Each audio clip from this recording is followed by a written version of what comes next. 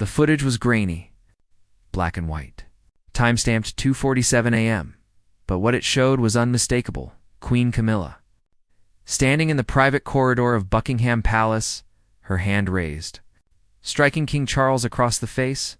The video lasted 8 seconds. 8 seconds that would shake the British monarchy to its core, and it came from the last person anyone expected. Sergeant Marcus Flynn had served in the Royal Guard for 12 years, decorated, trusted, silent, the kind of soldier who understood that what happened behind palace walls stayed behind palace walls until it didn't now. He sat in a small apartment in South London, watching his phone explode with messages, threats, pleas, offers. His career was over, his reputation destroyed, his safety uncertain, but the video was out there now, and there was no taking it back.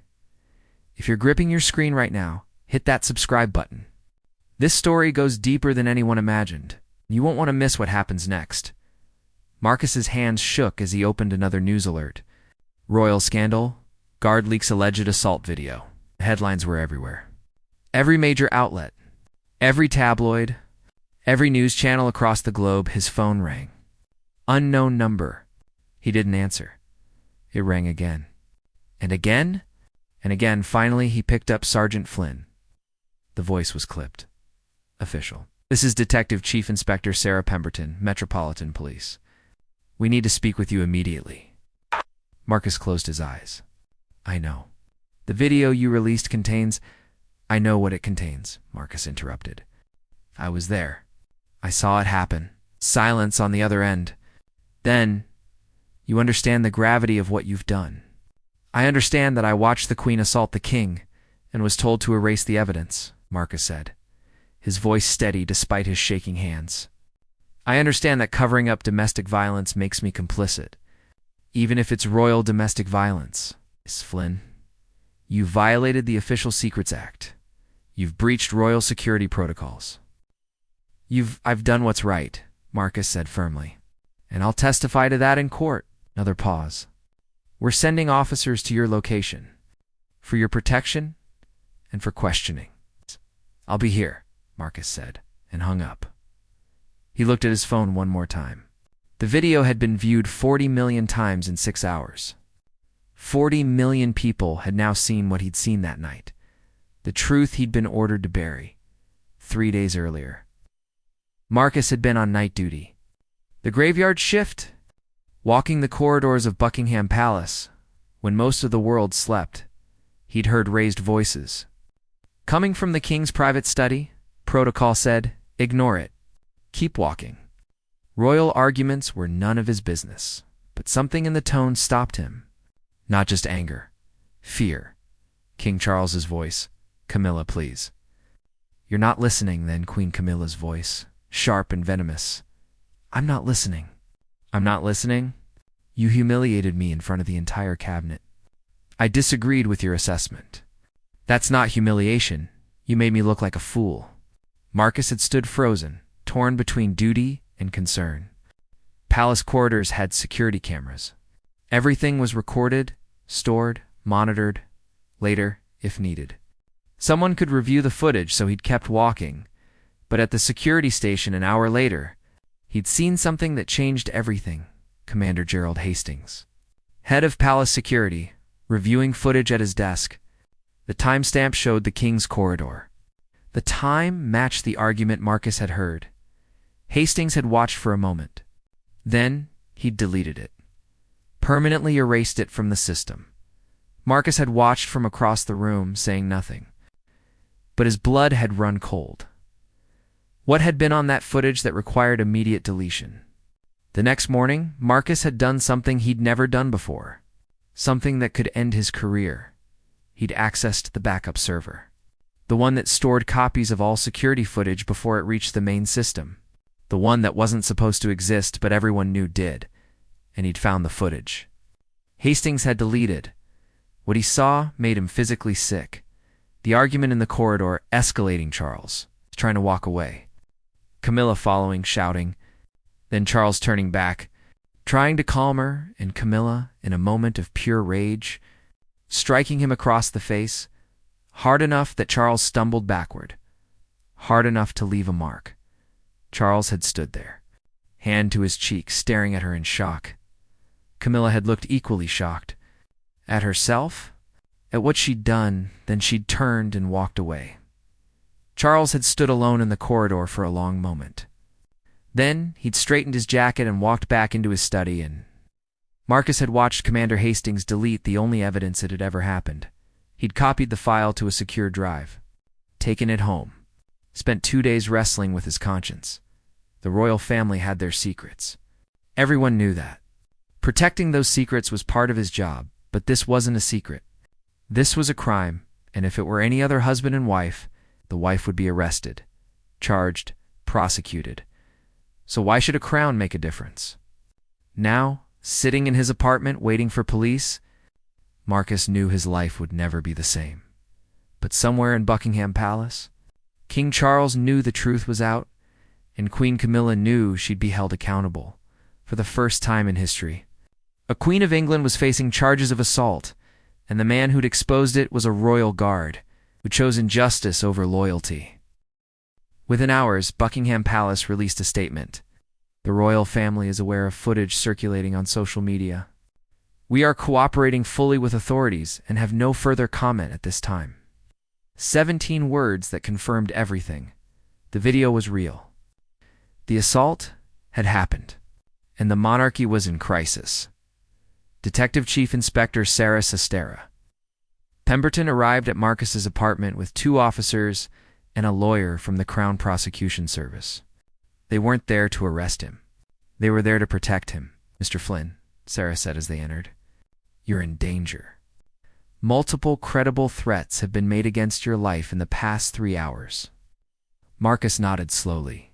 He'd expected that. We're moving you to a secure location while we conduct our investigation, she continued. You'll be questioned extensively. Your testimony will be critical. I'll tell you everything, Marcus said, but I need something first. Sarah raised an eyebrow. You're not exactly in a position to negotiate. I need to know that King Charles is safe, Marcus said firmly. That he's being protected, not just from the public. From her, the officers exchanged glances. The king and queen have been separated, Sarah said carefully. They're in different residences under heavy security. That's not enough, Marcus insisted. You don't understand. This wasn't the first time. The room went silent. Sarah leaned forward. What do you mean? Marcus took a breath.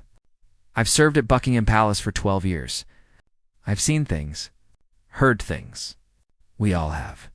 But we're trained not to see, not to hear, not to speak what things? The CPS lawyer asked sharply. Arguments that ended with doors slamming.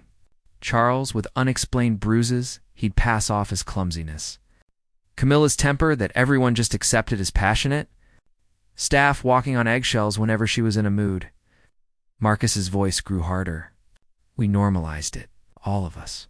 Because she's the queen and he's the king, and their marriage is supposed to be untouchable. Are you saying this was a pattern of abuse? Sarah asked. I'm saying I witnessed one assault, Marcus said carefully. But I suspect there were others, and if I'd spoken up sooner, maybe this one wouldn't have happened. The guilt in his voice was palpable. Sarah made notes quickly.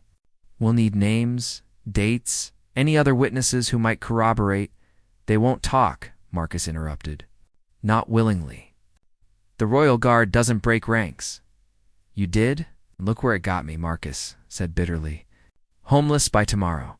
Probably charged with treason. Death threats from monarchists who think I've betrayed the crown. You did the right thing, Sarah said firmly. Tell that to my career. My pension. My family who won't speak to me anymore. The CPS lawyer spoke up. Mr. Flynn, while you did violate the Official Secrets Act, there are public interest exceptions. If you were exposing a crime, that changes things legally. If. Marcus looked at him incredulously. You've seen the video? That's assault. Clear as day. The Crown has complicated legal protections, the lawyer said carefully. Prosecuting a queen is unprecedented. There are constitutional questions, immunities, diplomatic considerations. Marcus stood up, anger flashing across his face. So what you're saying is that she might walk. That being queen means she's above the law?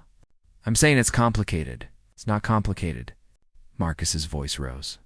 If I hit my wife on camera, I'd be arrested. If you hit your wife, you'd be arrested. But she gets a pass because she wears a crown? No one is saying she gets a pass, Sarah interjected. But Mr. Flynn, you need to understand the reality. This case will face challenges no domestic violence case has ever faced. Political pressure, royal influence, constitutional precedent, and set a new precedent, Marcus said.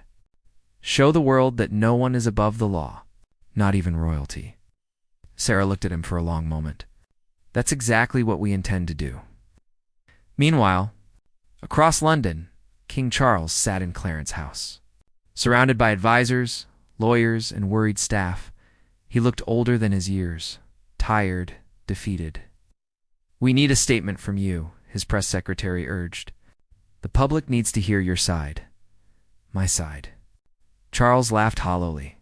What side is there? The video speaks for itself, but context matters, his lawyer insisted. What led to the altercation? Was there provocation? Were you injured? Charles touched his cheek unconsciously. The bruise had faded, but the memory hadn't. I don't want to prosecute my wife, he said quietly. The room erupted in overlapping voices. Your Majesty? That's not your decision. The Crown Prosecution Service will proceed regardless. Public opinion demands ENOUGH. Charles's voice cut through the chaos. Silence fell. I don't want to prosecute my wife, he repeated slowly. But I won't stop them from doing so. If the law says she must face consequences, then she will face consequences. He looked around the room. Even if it destroys us both. His private secretary spoke carefully. Your Majesty, there's another concern. If this goes to trial, your entire marriage will be examined. Every private moment. Every argument. I know, Charles interrupted. I know what this means. But that guardsman risked everything to expose the truth. The least I can do is not hide from it. He stood and walked to the window overlooking the London streets. Crowds had gathered outside, protesters, supporters, media, all waiting for the next chapter of this unprecedented scandal. Has anyone spoken to Camilla? Charles asked without turning around. Uncomfortable silence. She's refusing counsel, someone finally said, refusing to make a statement. Her legal team is threatening to resign. Charles closed his eyes. She's terrified. She should be, someone muttered. No, Charles said firmly, turning back. She's terrified of herself. Of what she's become? Of what she's capable of? His voice softened with pain. I've watched her spiral for months. The pressure, the criticism, the constant scrutiny. Something in her broke. That doesn't excuse assault, Your Majesty. I know it doesn't, Charles agreed. But it explains it. And if we're going to get through this, we need to understand the difference. The press secretary checked his phone. Sir, the Metropolitan Police have just announced they're formally charging Queen Camilla with assault. The arraignment is scheduled for next week. Charles sat down heavily. Then it's really happening. Yes, sir. For the first time in British history, a sitting queen will stand trial for a criminal offense. Charles looked at the faces around him, advisors, lawyers, friends, all wondering the same thing. Could the monarchy survive this? Could he, and somewhere in a safe house across London? Marcus Flynn wondered the same thing while watching the news. Coverage of the firestorm he'd unleashed. He'd wanted justice. But he was learning that justice, especially royal justice, came with a price no one could have predicted. The arraignment was set for Westminster Magistrates' Court Tuesday morning. 10 o'clock? The world would be watching. Queen Camilla arrived in an unmarked vehicle surrounded by security. No crown, no jewels. Just a simple navy suit and sunglasses that couldn't quite hide the exhaustion in her face. The crowd outside was massive. Protesters held signs. No one above the law. Justice for Charles. Royal accountability now? But there were supporters too. Smaller in number but vocal. Stand by Camilla. Marriage is private. Free the Queen. Inside the courtroom, the air felt suffocating with tension. Marcus sat in the gallery, flanked by plainclothes officers. He'd been advised not to attend. Too dangerous, too public. But he needed to see this through. Needed to know his sacrifice meant something. The magistrate entered. Everyone rose. And then Queen Camilla was led to the defendant's box, for the first time in 300 years. A Queen of England stood accused of a crime in a public court. The charges were read. Assault by beating. Contrary to Section 39 of the Criminal Justice Act 1988, how do you plead? The magistrate asked. Camilla's lawyer stood. Your Honor, we request a closed hearing. The sensitive nature of this case denied, the magistrate said firmly. The law applies equally in open court. The defendant will enter a plea. Camilla stood slowly. Her voice was barely audible. Not guilty. The courtroom erupted. Journalists typing frantically. Spectators gasping. Security tensing. The magistrate gavelled for order. This case will proceed to Crown Court. Given the nature of the charges and the public interest, I'm denying bail modification. The defendant will remain under house arrest at an undisclosed location until trial. Ow. Your Honor, Camilla's lawyer protested. The defendant is the Queen Consort. She poses no flight risks, the defendant. The magistrate interrupted coldly, is accused of assaulting the King of England. Standard domestic violence protocols apply. House arrest remains in effect. It was a stunning moment.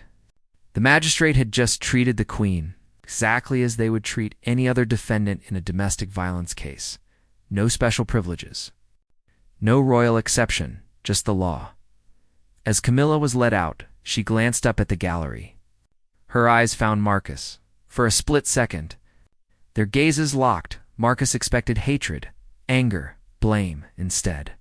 He saw something that shocked him. Gratitude. Then she was gone. And Marcus was left wondering if he'd imagined it. Outside the courthouse, the press descended on Marcus's like locusts. Cameras, microphones, shouted questions. Sergeant Flynn, do you regret releasing the video? Were you ordered to delete it? Is there more evidence we haven't seen? His police escort pushed through, getting him to the waiting vehicle. But one question cut through the noise. Do you think the king will testify against his own wife? That question haunted Marcus as they drove away, because the prosecution had already confirmed it. King Charles had been subpoenaed. He would have to take the stand, and he would have to tell the truth about his marriage under oath. Back at Clarence's house, Charles received the news from his lawyer. He'll be called as the primary witness, the lawyer explained. The prosecution's case centers on your testimony and the video evidence. What do they want me to say? Charles asked quietly. The truth, Your Majesty? What happened that night? Whether there were previous incidents? The nature of your relationship? Charles stood and paced the room. You're asking me to testify against my wife in a criminal trial? Do you understand what that means? Not just for us, but for the institution. I understand it's unprecedented. It's devastating, Charles interrupted. The monarchy has survived wars, scandals, divorces, but this. A king testifying against a queen in open court? He shook his head. This could end us. With respect, sir, hiding the truth could end you faster. Charles stopped pacing. What do you mean? Public sentiment is shifting, the lawyer said carefully. Initially, people were shocked, outraged. But now, questions are emerging. Why did you cover it up? Why did palace security delete the footage? What else are you hiding? I didn't cover anything up. No, but your security did. On your behalf, rightly or wrongly, that makes you complicit in the eyes of many. The lawyer leaned forward. Your Majesty, the only way to restore trust is complete transparency. That means testifying. Honestly. Fully. Charles sank into his chair. She'll never forgive me. Perhaps not. But the country might. That evening, Charles did something he hadn't done since the incident. He called Camilla. She answered on the third ring. Charles. Her voice sounded hollow. How are you holding up? A bitter laugh. How do you think? I'm under house arrest, facing criminal charges. About to be tried in front of the entire world for hitting my husband? A pause. I'm spectacular. Camilla, don't, she interrupted. Don't try to comfort me. Don't try to fix this. You can't. I know. Silence stretched between them. Years of marriage. Years of partnership. Reduced to this? I'm going to testify, Charles said finally. More silence. Then, I know. They'll ask me questions. About us? About our marriage? About whether I've hit you before, Camilla finished. I know what they'll ask, Charles. Have I? Charles asked softly. Have there been other times I've forgotten? Excused? Normalized? The question hung heavy in the air. Yes, Camilla whispered. God help me, yes. Not often. Not severely. But yes. Charles closed his eyes. Why didn't I see it? Because you loved me. Because I loved you. Because we told ourselves it was just temper. Just passion, just... Her voice broke. Just not that bad. It was that bad, Camilla. I know, she sobbed. I know it was. And I hate myself for it. For hurting you. For making you feel you had to hide it. For becoming someone I never wanted to be. Charles felt tears on his own cheeks. I should have stopped it. Should have demanded help. For both of us, you're not responsible for my actions. No, Charles agreed. But I'm responsible for enabling them. For making excuses. For protecting the institution instead of protecting myself. Another long silence. What happens now? Camilla asked. You face trial? I testify. The truth comes out. And then, I don't know, Charles admitted. I honestly don't know. Do you still love me? The question came out small and broken. Charles took a shaky breath. I love who you were. Who we were. Before the pressure and the scrutiny and the weight of all this crushed us both, he paused. But I don't know if that's enough anymore, Camilla cried quietly on the other end. I'm so sorry, Charles. For all of it, I know you are. Will you forgive me? Charles looked out at the London night, at the life they'd built, at everything that was crumbling. I'm trying, he said honestly. But right now, all I can do is tell the truth. And let justice decide the rest. They said goodbye. Both knowing that the next time they saw each other would be in a courtroom, as accuser and accused, as king and defendant, as a marriage torn apart by its own secrets. Finally forced into the light by one guard's choice to do what was right instead of what was easy. And somewhere in that safe house, Marcus Flynn watched the news and wondered if he'd saved a king or destroyed a monarchy. The trial was 3 weeks away, and the whole world was holding its breath. The trial began on a gray Monday morning in February. The Crown Court was surrounded by barriers. Police. Media from 60 countries. Protesters and supporters in equal measure. Security was unprecedented. Inside, the courtroom felt smaller than expected. More intimate. More real. Queen Camilla sat at the defense table in a charcoal suit. Her hands folded. Her face composed. But Marcus, watching from the gallery, could see the tremor in her fingers. The prosecution's opening statement was devastating. This is a case about power and abuse, the prosecutor began. The defendant holds one of the most privileged positions in the world. Yet she used that position to assault her husband, the King of England. Knowing full well that royal protection would shield her from consequences, Camilla stared straight ahead, expressionless. Ow.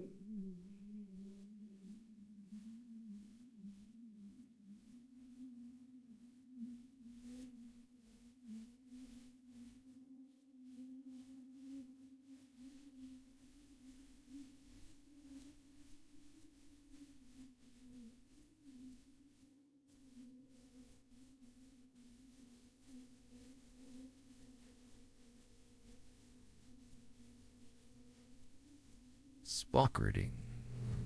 a momentary loss of control. They will ask for sympathy, for understanding, for mercy. The prosecutor paused. But the law doesn't recognize royal exceptions to domestic violence. If this were any other couple, the defendant would have been arrested that night, charged immediately. There would be no debate. The prosecutor turned to face the jury. 12 ordinary citizens who would judge a queen. We will show you video evidence. We will present testimony from the victim himself, and we will prove beyond reasonable doubt that the defendant committed assault. The question isn't whether it happened. The video makes that clear. The question is whether we, as a society, will hold even royalty accountable for their actions. It was a powerful opening. The jury was riveted. The defense's opening was more subdued. My client has served this country with dignity for decades, Camilla's barrister began. She has been subjected to intense scrutiny, vicious public criticism, relentless pressure that would break most people. He gestured toward Camilla. Yes, she made a terrible mistake. In a moment of extreme emotional distress, she lashed out at her husband. But this was not a pattern of abuse. This was not calculated violence. This was a human being cracking under impossible strain. He paused, letting that sink in. The prosecution wants you to see a monster, an abuser who used her power to hurt without consequences. But I ask you to see what's really here. A woman who dedicated her life to public service, who made one catastrophic error in judgment, and who has already paid a devastating price. He looked at the jury earnestly. Justice doesn't require destroying someone who's already destroyed themselves with regret. The first witness was Commander Gerald Hastings, the man who'd deleted the original footage under oath. He confirmed he'd erased the video from the security system. Why? The prosecutor asked. Hastings shifted uncomfortably. It's standard protocol to protect the royal family's privacy in personal matters. Even when those personal matters involve criminal assault, I made a judgment call. Got a judgment call to obstruct justice. Objection, the defense called. Argumentative, sustained. But the damage was done. The jury had heard it. Palace security had actively covered up evidence of a crime. Next came Marcus Flynn. He walked to the witness stand on shaking legs. Every eye in the courtroom followed him. He placed his hand on the Bible and swore to tell the truth. Sergeant Flynn, the prosecutor began gently. Tell us what you witnessed on the night in question. Marcus took a breath. I was on patrol. Late shift. I heard arguing coming from the king's corridor. He described everything methodically. The voices. The decision to keep walking. Seeing Hastings delete the footage later. What made you access the backup server? Instinct, Marcus said. If the footage was deleted that quickly, that quietly, something serious had happened. I needed to know what. And when you saw the video? Marcus looked directly at Camilla. She met his eyes. I saw a crime, he said quietly. Clear and undeniable. And I knew that if I didn't preserve the evidence, no one would ever be held accountable. Why did you go public with it? Because I reported it through proper channels first, Marcus explained. I told my superiors. I submitted a formal complaint. I was told to forget what I'd seen, to destroy the copy I'd made, that it was in everyone's best interest to let it go. He paused. But it wasn't in the king's best interest. And it wasn't right. Defense cross-examined him aggressively. You violated the Official Secrets Act, didn't you, Sergeant Flynn? I exposed a crime. You betrayed your oath to protect the royal family. I protected the king by revealing the truth about someone hurting him. You've destroyed your career. Lost your position. Face possible charges yourself. Was that worth it for a few seconds of fame? Marcus's jaw tightened. I didn't do this for fame. I did it because watching someone get assaulted and doing nothing makes you complicit, even if that someone is the King of England. The defense had no response to that. Then came the moment everyone had been waiting for. The prosecution calls His Majesty. King Charles III. The courtroom fell silent. Charles entered through a side door. He wore a simple dark suit. No crown, no regalia. Just a man about to testify against his wife. He took the oath in a steady voice, then sat in the witness box. The prosecutor approached carefully. Your Majesty, Thank you for your cooperation. I know this is difficult. Charles nodded slightly. On the night of the incident, what were you and the defendant arguing about? Charles took a breath. A policy disagreement. Camilla felt I'd undermined her opinion in a cabinet meeting. I explained, I simply had a different view. The disagreement escalated. How did it escalate? She became increasingly angry. Said I'd made her look foolish. I tried to calm her. Tried to walk away. But she followed me into the corridor. I've been in the corridor. Charles's voice was quiet but clear. She was shouting. I turned to face her. Asked her to please lower her voice. Staff could hear. She said she didn't care who heard. That I was a coward. That I'd always been weak. The courtroom was absolutely silent. Then what happened? Charles looked at Camilla. Their eyes met across the courtroom. She struck me across the face. The words hung in the air like a sentence, with an open hand. Yes. Did it hurt? Physically. Yes. Emotionally. Charles's voice caught, devastatingly. The prosecutor paused respectfully. Had she struck you before? This was the question everyone had been waiting for. Charles closed his eyes briefly. Yes. Gasps rippled through the courtroom. How many times? I don't have an exact count. For perhaps 5 times over the past year. Did you report these incidents? No, why not? Charles looked at the prosecutor directly. Because I was ashamed. Because I told myself it wasn't that serious. Because I was the King of England, and admitting my wife was abusing me felt impossible. The word hung there. Abuse. He'd said it. Under oath. In public, what made this time different? The prosecutor asked gently. Because someone saw it, Charles said. Because I couldn't hide it anymore. Because the lie became impossible to maintain. He paused. And because Sergeant Flynn was braver than I was? The defense tried to salvage something in cross-examination. Your Majesty, you love your wife, don't you? I do. And you believe she loves you? I believe she does, yes. It's these incidents you described. Could they not be characterized as passionate arguments between 2 strong-willed people rather than abuse? Charles looked at the defense barrister for a long moment. If a husband hit his wife 4 or 5 times over a year, would you call that passionate argument? He asked quietly. The barrister had no answer. Exactly, Charles said. Love doesn't excuse violence. Position doesn't excuse violence. Nothing excuses it in that moment. A king taught his country something powerful, that admitting vulnerability doesn't make you weak, that seeking justice doesn't make you vindictive, that speaking truth, even when it destroys everything you've built, is the only path forward. The trial would continue for another week. More witnesses, more evidence, more painful revelations. But that moment, that answer, would be remembered long after the verdict came. The defense called only one witness, Queen Camilla herself. She took the stand on the trial's 8th day. The courtroom was packed beyond capacity. Every media outlet streamed it live. The world watched. Her barrister began gently. Your Majesty, tell us about the pressure of your position. Camilla's voice was steady but raw.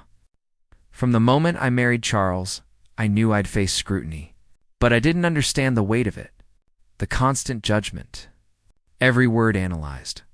Every gesture criticized. I was compared to Diana endlessly, found lacking in every comparison. How did that affect you? It broke something inside me, she admitted. I tried to be perfect. Tried to prove I belonged, but nothing was ever enough. The press called me the other woman, the villain, the homewrecker. Her voice cracked. Even after 20 years, I was still the villain. Is that why you struck the king? No, Camilla said firmly.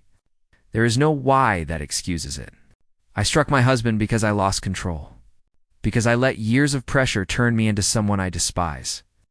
She looked directly at Charles in the gallery. And I am profoundly, deeply sorry. The barrister continued. Do you believe you deserve punishment? Yes, Camilla said without hesitation. What I did was wrong. Criminally wrong. Morally wrong. I don't ask for mercy because of my title. I ask for understanding that I'm a human being who failed catastrophically. Will you commit violence again? Never, Camilla said, tears now streaming down her face. I would rather give up my title, my position, everything, than ever hurt Charles again. I've started therapy. Anger management. I'm doing the work to ensure this never happens again. Prosecution's cross-examination was brutal. You say you're sorry? But you've had multiple incidents, haven't you? Yes. 4 or 5 times, His Majesty testified. Over the course of a year. That's not one momentary lapse of control. That's a pattern. Camilla swallowed hard. You're right. It was a pattern. A pattern I didn't recognize until it was too late, because you thought your position protected you. Because I thought my husband wouldn't leave me, Camilla said quietly. Because I thought our love was strong enough to survive my failures. I was wrong. You had palace security delete evidence of your crime. I didn't order that. But I didn't stop it either. I let it happen because I was terrified of exactly this. Of facing consequences. Of the world knowing what I'd done, so you did think your position would protect you? Camilla looked at the prosecutor. I thought my shame would destroy me. I thought if anyone knew, I'd lose everything. So yes, I hid. I let others hide it for me. And that makes me complicit in the cover-up. It was a stunning admission. The defense looked horrified. But Camilla continued. I can't undo what I did. I can't erase the video. I can't take back the pain I caused. All I can do is face it, own it, and accept whatever punishment the court decides. The prosecution had one final question. Do you believe you're above the law because you're queen? No, Camilla said firmly. Being queen means I should be held to a higher standard, not a lower one. My title is a responsibility, not a shield. When Camilla stepped down, the courtroom was silent. She'd admitted everything, defended nothing, laid herself bare before the law and the world. The closing arguments began the next day. The prosecution was thorough. The evidence is clear. The defendant assaulted the king. She did so repeatedly. She allowed evidence to be destroyed. She hid behind her position until a brave guardsman exposed the truth. The prosecutor faced the jury. Your verdict will send a message. Either domestic violence is wrong regardless of who commits it, or titles and privilege place people above the law. Choose wisely. The defense made its final plea. My client has admitted her guilt. She's shown remorse. She's taking steps to ensure this never happens again. Punishment. Yes. But proportional punishment. She's lost her reputation. Her marriage is in ruins. Her legacy destroyed. How much more suffering serves justice? Then came the wait. The jury deliberated for 3 days. Marcus spent those days in the safe house, watching news coverage, reading commentary, wondering if he'd done the right thing. Charles spent them at Clarence's house alone. Preparing for whatever came next, Camilla spent them in her secured residence, writing letters to Charles, to her children, to the public, preparing for prison if it came to that. On the 3rd day, word came. The jury had reached a verdict. The courtroom filled again. Media, public officials. Everyone who'd followed this unprecedented case. Camilla stood as the jury filed in. None of them looked at her. That was never a good sign. Has the jury reached a verdict? The judge asked. We have, Your Honor. On the charge of assault by beating, how do you find the defendant? The forewoman stood. The silence was deafening. We find the defendant guilty. The courtroom erupted. Shouts, gasps. Reporters sprinting out to file stories. Security calling for order. Camilla stood perfectly still. She'd expected it. But hearing it was different. The judge gavelled for silence. The defendant will remain under house arrest pending sentencing. This court is adjourned. As Camilla was let out, she looked up at the gallery one last time. Charles sat there, tears streaming down his face. Not tears of triumph. Tears of grief for their marriage. For the life they'd built. For everything that was ending. Camilla mouthed 2 words. I'm sorry. What? Charles nodded. He knew she was, but sorry couldn't undo what had been done.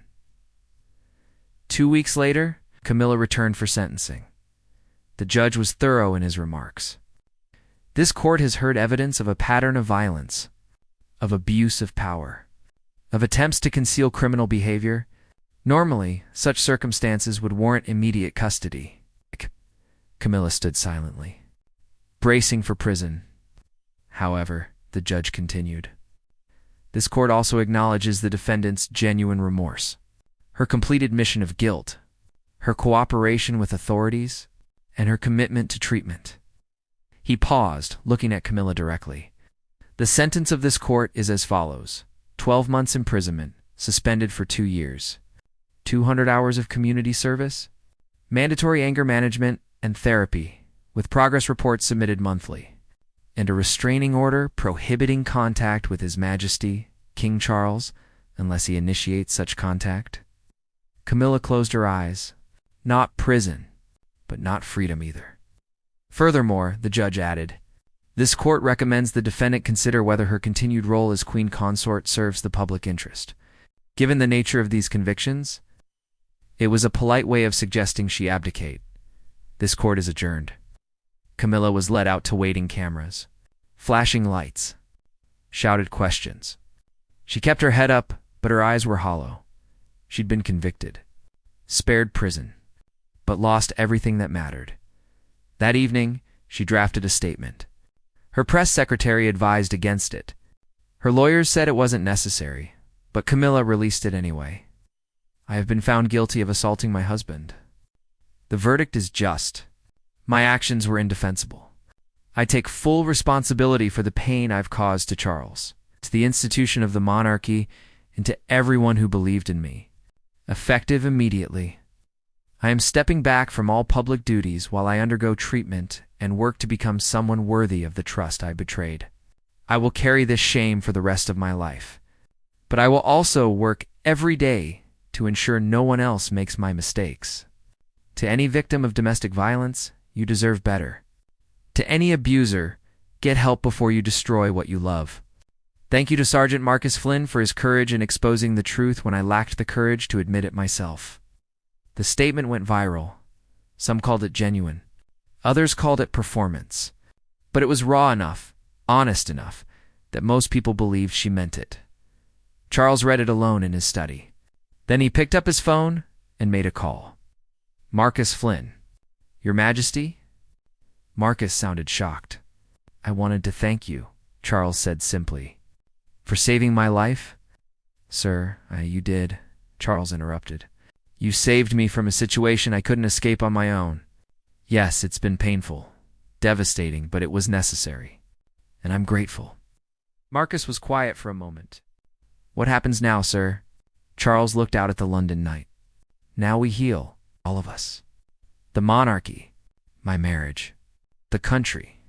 We face what happened and we heal. And the Queen? I don't know, Charles admitted. That's up to her. In time. And whether forgiveness is even possible after this. They talked for a few more minutes. Two men from different worlds, connected by one moment of courage that changed everything. After hanging up, Charles sat alone with his thoughts. His wife was a convicted criminal. His marriage was shattered. His monarchy had been through its greatest scandal in modern history. But the truth was out. The lies were over. The healing could begin. And sometimes that's all you can ask for. 6 months after the verdict, Britain was still processing what had happened. The monarchy had survived. Barely. But it was forever changed. Charles continued his duties as king, more quietly now, more carefully, but also more authentically. He'd become an unexpected advocate for domestic violence victims, speaking openly about his experience in ways no royal ever had. Abuse doesn't discriminate, he told a charity gathering. It doesn't care about your title, your wealth, your gender. It finds the vulnerable places in relationships and exploits them. And silence only makes it worse. His approval ratings, surprisingly, had climbed. People respected his honesty, his vulnerability, his willingness to break the royal mold of silence and stoicism. Camilla had kept her word. She completed her community service at a women's shelter, working with domestic violence survivors. She attended therapy 3 times a week. She stayed out of the public eye except for her required check-ins with the court, and she hadn't seen Charles in person since the sentencing. The restraining order allowed him to initiate contact. He had until today. Camilla received the call from Charles's private secretary. His Majesty requests a meeting. Tomorrow afternoon. At Clarence House, you're under no obligation to accept. Camilla's hand shook. Tell him yes. I'll be there. The next day she arrived at Clarence House. No press. No announcement. Just a private car and minimal security. Charles waited in his private sitting room. He stood when she entered. They looked at each other for a long moment. Both older, both worn by the past months. Hello, Charles, Camilla said quietly. Hello. They sat across from each other. An ocean of hurt between them. How are you? Charles asked. Trying to become someone I can live with? You? The same, I suppose. Silence settled. Not comfortable, but not hostile either. I read about your charity work, Camilla ventured. The domestic violence advocacy. You're making a real difference. It's the least I can do, Charles said. Turn our pain into something meaningful. Our pain, Camilla repeated. I caused that pain. You did, Charles agreed. But we both enabled it. I by staying silent. You by letting it continue. Camilla looked at him. Can I ask you something? Of course. Why didn't you leave me? After the first time? Or the second? Why did you stay? Charles considered the question carefully. Because I loved you. Because I thought love could fix it. Because I was ashamed to admit what was happening. And because I'm the king. Kings don't run from their problems. We endure them. It's not strength, Camilla said. That's martyrdom. I know that now. More silence. Heavy with memory. The therapy is helping, Camilla said finally. Understanding why I did it? The pressure. The anger I never processed. The feeling of never being enough. She looked at her hands. None of that excuses it. But understanding it helps prevent it from happening again. I'm glad you're getting help. Are you? Camilla looked at him directly. Glad. Or just relieved I'm someone else's problem now. Charles winced at the bitterness in her voice. Camilla, no, I'm sorry, she interrupted. That was unfair. You've been more than fair. More than I deserved. You're my wife, Charles said simply. Despite everything, you're still my wife. Am I? Camilla asked. Or am I just the convicted criminal you're married to? Both, Charles admitted. And I don't know what to do with that. Camilla nodded. She'd expected as much. I've been thinking about the future. What happens when my suspended sentence ends? What role, if any, I have in public life? Whether the title of Queen Consort means anything anymore? What have you decided? That it's not my decision alone, Camilla said. The people have made it clear I'm not welcome as queen. Not really. And I understand that. I've destroyed any right to that position. So you're abdicating? I'm accepting reality, Camilla corrected. I can keep the title technically, but I'll never perform royal duties again. Never represent the crown. Never stand beside you at state functions. She met his eyes. I've already taken everything from you. I won't take your dignity, too, by forcing you to defend my continued role. Charles felt something crack in his chest. You're giving up and facing consequences, Camilla said. Real ones. Lasting ones. That's what accountability looks like in us. Charles asked quietly.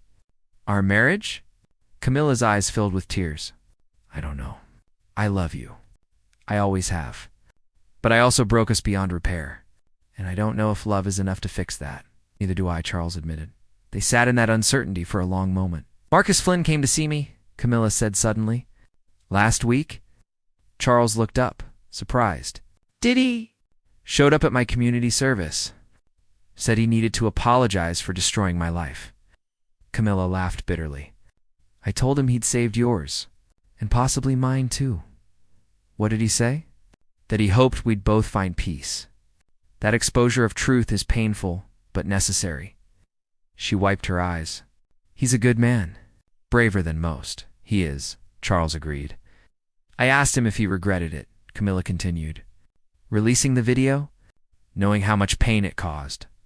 He said no, because pain with purpose is better than peace with lies. Charles nodded slowly. He's right, is he? Camilla looked at him searchingly. Because right now, all I feel is pain. I don't see the purpose yet.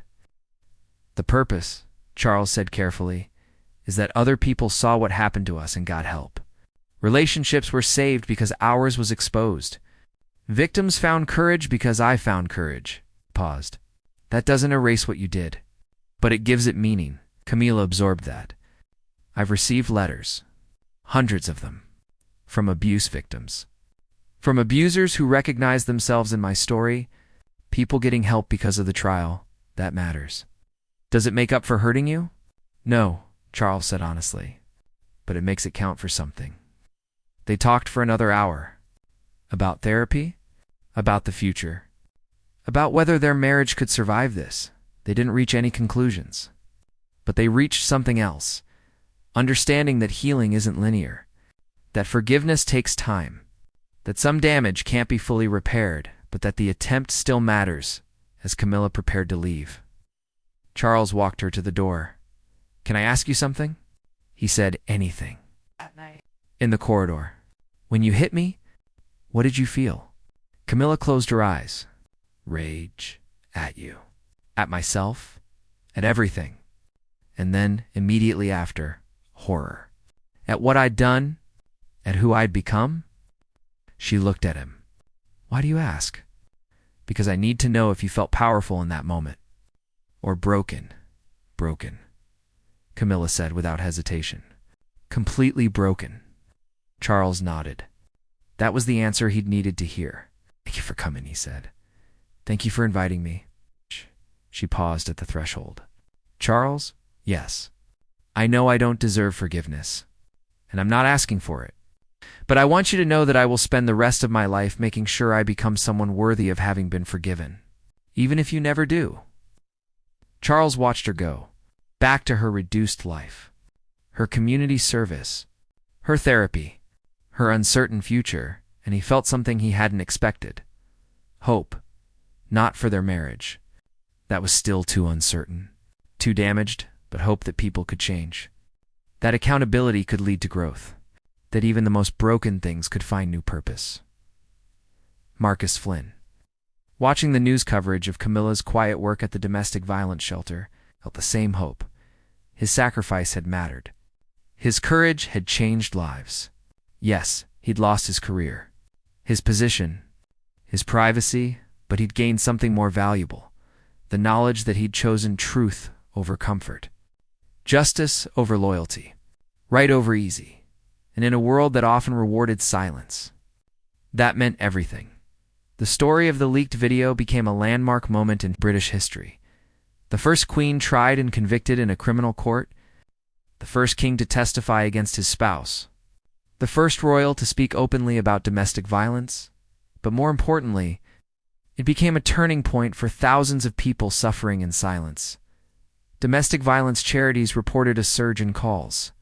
Men, especially, finding courage to admit what was happening to them, seeking help, breaking silence. Because if a king could admit vulnerability, anyone could. Because if a queen could face consequences, everyone should. Because Marcus Flynn had shown that sometimes breaking the rules is the most loyal thing you can do. The video that started it all 8 seconds of grainy footage remained online. A permanent record. Some called for it to be taken down, to respect privacy, to let the past fade, but it stayed. A reminder, a warning, a promise that no one is above the law. No one is beyond accountability. No one is too powerful to face truth. Charles continued his reign with new purpose. Camilla continued her recovery with quiet determination. Marcus continued his life with hard-won peace, and the monarchy survived. Changed, scarred, but stronger for having faced its darkest moment in the light, because that's what truth does. It hurts. It exposes. It destroys comfortable lies, but it also heals. It liberates. It builds something more honest in the ruins of what came before. And sometimes, that's exactly what the world needs, even when it comes from the last place. Anyone expected a security camera in a palace corridor, a guard who chose courage over career, and a king who chose truth over tradition. Together, they prove that change is possible. That accountability matters. That even crowns must bow to justice. And that, in the end, is a legacy worth fighting for.